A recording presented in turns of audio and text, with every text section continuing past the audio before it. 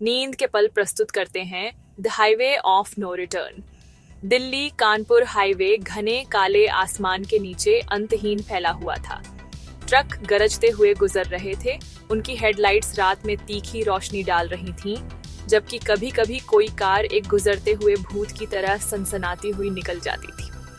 ज्यादातर लोगों के लिए ये सड़क सिर्फ शहरों को जोड़ने वाली एक कड़ी थी, डामर और नियॉन साइन बोर्ड की एक पट्टी। लेकिन जो लोग देर रात सफर करते थे उनके लिए हाईवे पर फुसफुसाहटें थीं, उन चीजों की फुसफुसाहटें जो अंधेरे में छिपी रहती थीं, अकेले मुसाफिर का इंतजार करती थीं।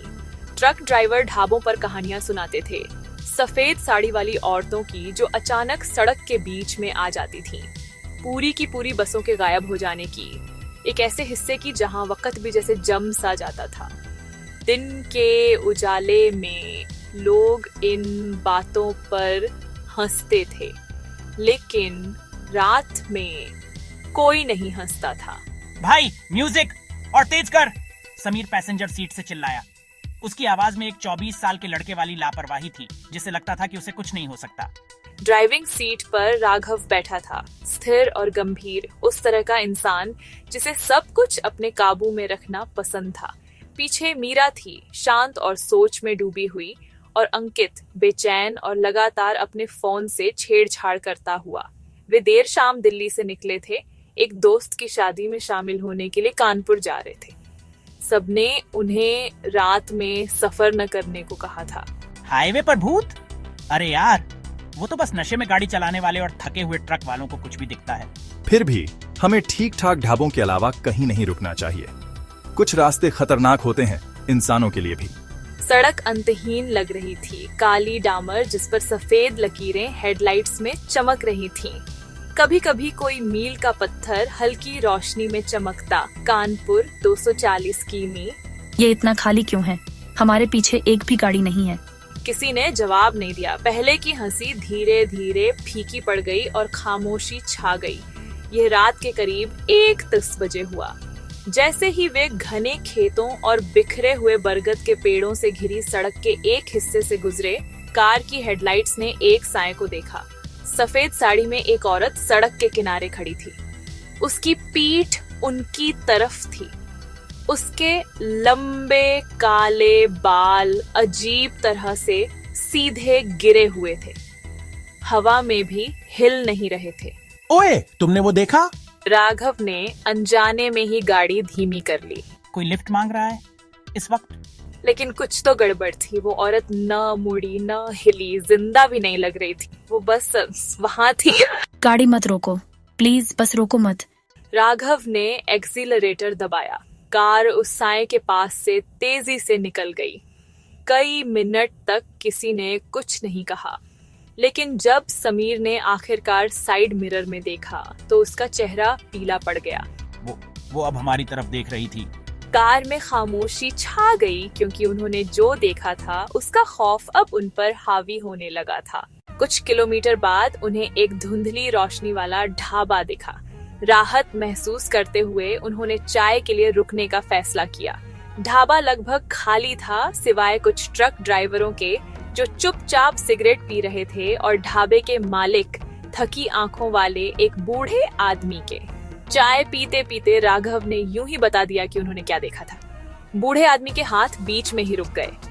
उसने धीरे धीरे उनकी तरफ देखा। उसकी आंखें गहरी और गंभीर थीं। तुमने उसे देखा? सफेद साड़ी वाली औरत को। वो सालों से इस सड़क पर है। कहते हैं कि वो यहीं एक एक्सीडेंट में मर गई थी, लिफ्ट मांगते हुए। लेकिन चाहे वो कितनी भी बार मरे, वो वापस आ जाती है। कुछ ड्राइवर जो रुकते हैं वो कभी वापस नहीं जाते, और कुछ वो पूरी रात गाड़ी चलाते हैं और खुद को वहीं पाते हैं जहां से शुरू किया था। अरे अंकल, हमें डराओ मत। लेकिन मीरा ने कुछ देखा। पास बैठे ट्रक ड्राइवर हंस नहीं रहे थे। वे चुपचाप अपने कपों में घूर रहे थे, जैसे उन्होंने भी उसे देखा हो। अगर वो दोबारा दिखे तो उसकी आंखों में मत देखना।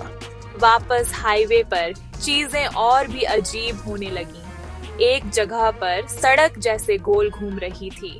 वे टूटे हुए मील के पत्थर वाले वही बरगद के पेड़ के पास से 3 बार गुजरे। हर बार वो बिल्कुल एक जैसा दिखता था। ये नामुमकिन है, हम तो सीधे ही चला रहे हैं। फिर अचानक से रेडियो चालू हो गया। पहले खरखराहट, फिर धीमी आवाज में संगीत। 70 के दशक का एक पुराना हिंदी गाना। उनमें से किसी ने उसे छुआ तक नहीं था। प्लीज इसे बंद करो। लेकिन नॉब घूम नहीं रहा था। गाना और तेज होता गया, जैसे कार के अंदर कोई गा रहा हो। और फिर उन्होंने उसे दोबारा देखा। वही सफेद साड़ी वाली औरत इस बार सड़क के बीच में खड़ी थी। उसका सिर झुका हुआ था और चेहरा लंबे बालों से ढका हुआ था। राघव ने जोर से गाड़ी घुमाई और डिवाइडर से टकराते टकराते बचा। कार घूमी, टायर चीखे और खाई से कुछ इंच दूर जाकर रुक गई। जब उन्होंने पीछे देखा तो सड़क खाली थी। उस हादसे के बाद कार में तनाव भर गया। समीर ने माहौल हल्का करने की कोशिश की, लेकिन उसके मजाक का कोई असर नहीं हुआ। फिर अचानक अंकित, जो अब तक चुप था, एक ऐसी आवाज में बोला जो उसकी नहीं थी। तुम रुके क्यों नहीं? सब मुड़े। अंकित की आंखें पत्थराई हुई थीं। उसके होंठ एक अजीब मुस्कान में मुड़े हुए थे। अंकित, तुम्हें क्या हो गया है? वो इंतजार कर रही थी। तुम्हें उसे लिफ्ट दे देनी चाहिए थी। बाहर निकलो अंकित, अभी।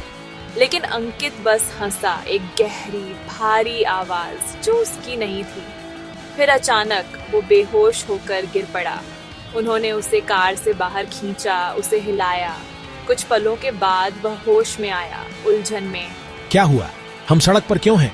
उसे कुछ भी याद नहीं था। मदद के लिए बेताब उन्होंने एक गुजरते हुए ट्रक को रोका। ड्राइवर, एक हट्टा कट्टा आदमी जिसकी आंखें तेज थीं, झिझकते हुए रुका। तुम बच्चे इस वक्त यहाँ क्या कर रहे हो? उन्होंने जल्दी से सब कुछ बताया। ड्राइवर का चेहरा गंभीर हो गया। तुम्हें यहाँ नहीं होना चाहिए। ये रास्ता शापित है। बहुत सारे हादसे, बहुत सारी मौतें। जिस औरत को तुमने देखा वह अकेली नहीं है। जैसे किसी इशारे पर एक ठंडी हवा चली और दूर सड़क पर कई साएं दिखाई दिए, परछाई जैसे पारदर्शी बुझती हुई लपटों की तरह टिमटिमाते हुए। ट्रक ड्राइवर का चेहरा पीला पड़ गया। अंदर आओ अभी। वे अपनी कार को पीछे छोड़कर उसके ट्रक में चढ़ गए। जैसे ही ट्रक आगे बढ़ा, साएं और साफ दिखने लगे। टूटे हाथ पैर वाले आदमी, खून से लथपथ औरतें, खोखली आंखों वाले बच्चे, सब हाईवे की ओर चल रहे थे। सफेद साड़ी वाली औरत सबसे आगे खड़ी मुस्कुरा रही थी।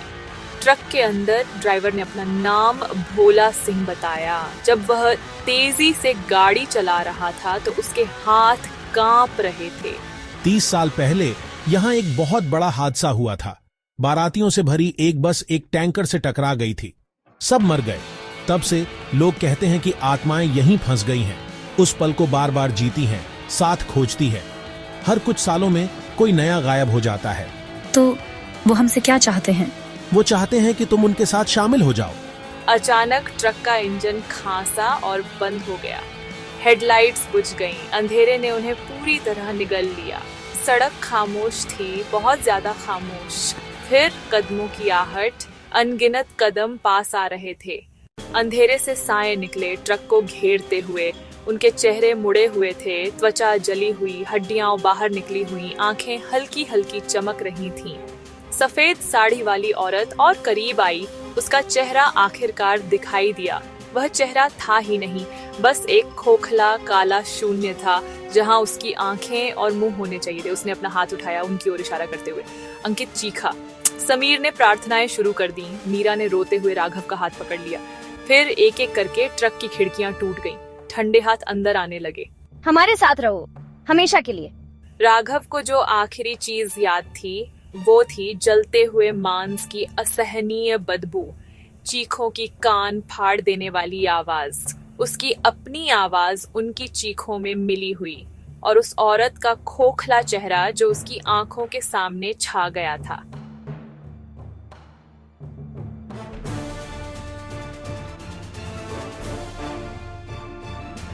एक हफ्ते बाद उनकी लावारिस कार हाईवे के किनारे मिली। दरवाजे खुले हुए, हेडलाइट्स अभी भी हल्की हल्की जल रही थीं, लेकिन उन 4 दोस्तों का कोई सुराग नहीं था। न कोई लाश, न कोई सामान, कुछ भी नहीं।